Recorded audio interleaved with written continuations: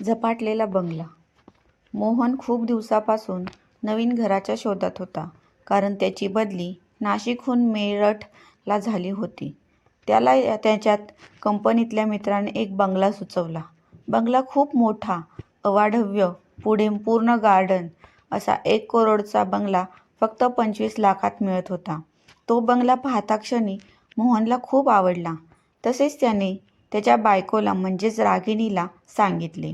रागिणी हे ऐकून खूप खुश झाली होती आणि आपल्या मुलांना म्हणजे ईशा आणि वैभवलाही सांगते. मुलंही खूप खुश होतात. सगळे मिळून सामानाची पॅकिंग करून ठेवतात. मोहन डील पक्की करून लगेच नाशिकला जातो, कारण दुसऱ्या दिवशी त्याला लगेच कामावर बोलवले असते. तोपर्यंत त्याच्या बायकोने सामान पॅक करून ठेवलेले होते. ते लगेच मेरठला जायला निघतात. दुपारपर्यंत ते बंगल्यावर पोचतात. बंगला खूप सुंदर आणि अवाढव्य असतो. पुढे बाग बगीचे, सुंदर फुलांनी नटलेली बाग पाहून सगळेजण भारावून जातात. पण बंगल्याच्या पलीकडे थोडेसे पुढे लागूनच स्मशानभूमी असते. त्यामुळे त्याच्या बायकोच्या मनात कोठेतरी पाल कुचकुचती, पण ती त्याच्याकडे लक्ष देत नाही.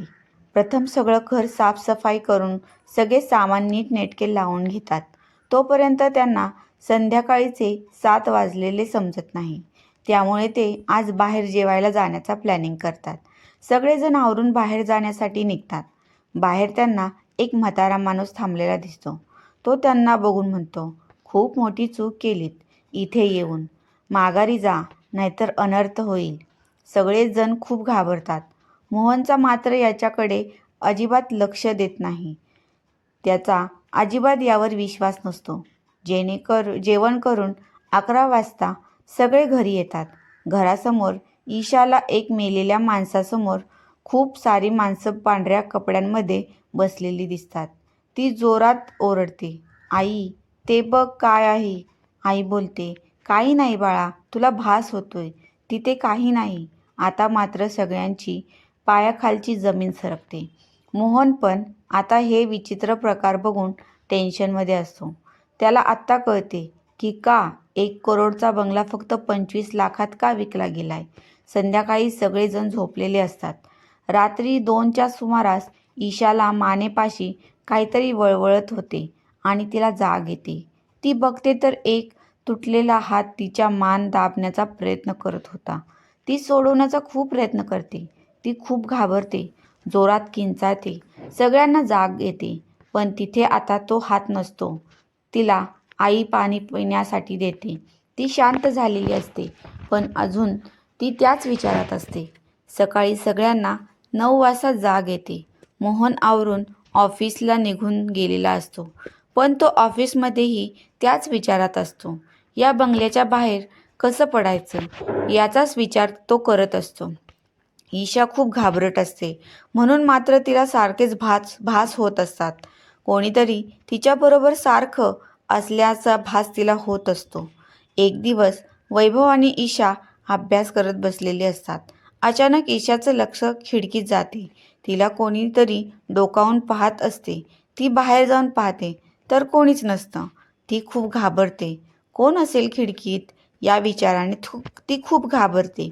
असे दिवसांमागून दिवस जात असतात. रोज काही ना काही त्यांच्याबरोबर घटना घडतच असतात.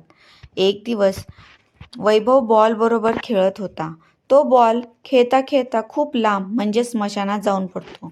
तो बॉल घेऊन येतो, पण तेव्हा खूप रात्र झालेली असते.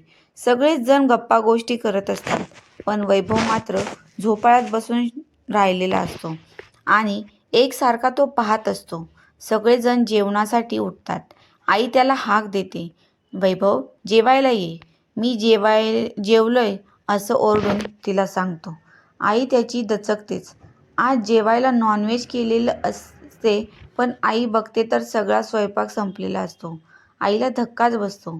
ते पाहून मोहनलाही आश्चर्य वाटते. वैभवचे हे हावभाव सगळे बदललेले असतात. मधूनच हसत असतो तर मधूनच रडत असतो. त्याचे आईवडील ही आता काळजीत असतात. त्या रात्री सगळेच जण झोपलेले होते. वैभवला रात्री जाग येते आणि तो ईशाचा गळा दाबून मारण्याचा प्रयत्न करत असतो. तिला हातपायही हलवता येत नसतात. ती खूप सोडवण्याचा प्रयत्न करत असते, पण हा काही सोडतच नसतो. त्याच्या अंगात खूप बळ आलेलं असतं. ईशा खूप जोरात ओरडते. आई, बाबा दोघेही दचकून उठतात आणि बघतात तर वैभव ईशाच्या अंगावर बसून गळा दाबत असतो. ते धावत जातात आणि सोडवण्याचा प्रयत्न करतात, पण तो काही सुटत नसतो. मोहन त्याला जोरात ढकलून देतो. तसाच तो खाली बेशुद्ध होऊन पडतो. त्यांना मुलाचे असे वागणे बघून काळजी वाटायला लागलेली असते. दत्त जयंती असल्यामुळे सर्वजण दत्ताच्या पाया पडण्यासाठी मंदिरात जातात. जसजसे मंदिर येते तसतसे वैभव मागे मागे जाऊ लागतो. त्याला हाताला धरून नेण्याचा प्रयत्न करतात, पण सगळं व्यर्थ होते. 4 माणसांना देखील तो ऐकत नसतो. हा सगळा विचित्र प्रकार असल्याचा मोहनच्या आता लक्षात आलेला असतो. मोहन आता दत्ताच्या मंदिरात जातो. तिथे तो एका पुजारीला सगळी घडलेली गोष्ट सांगतो. तेव्हा तो पुजारी म्हणतो, खूप मोठी चुकी केलीस ते घर घेऊन, आणि त्याला त्या बंगल्याची कहाणी सांगण्यास सुरुवात करतो. खूप वर्षापूर्वीची गोष्ट आहे.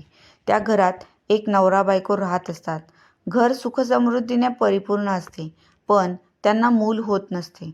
नवरा बायकोचं एकमेकांवर खूप प्रेम होते. त्याची आई त्याला दुसरं लग्न करण्यासाठी आग्रह करत होती, पण तो काही केल्या तयार होत नव्हता. सासू सुनेला खूप त्रास देत, सारखी तिला अपशब्द वापरून अपमानित करत. एक दिवस घरात कोणी नसल्याने बघून सासूने गॅस चालू करून ठेवला. त्या बाहेर निघून गेल्या.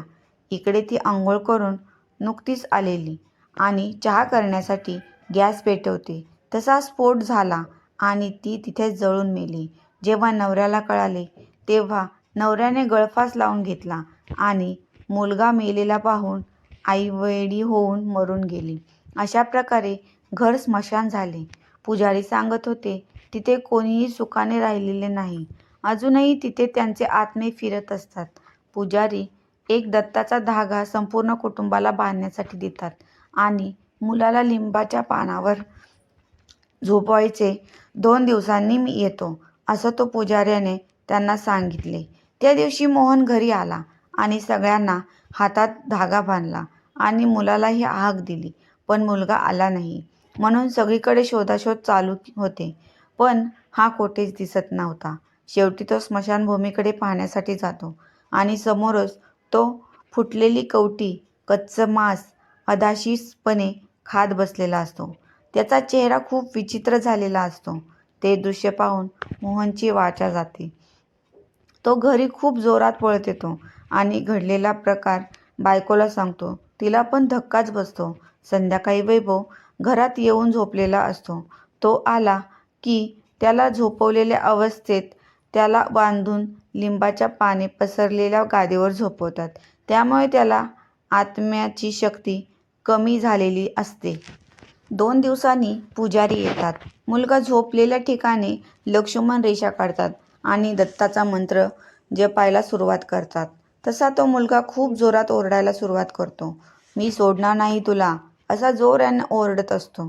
पण पुजारी मात्र खूप जोराने मंत्र बोलत असतो.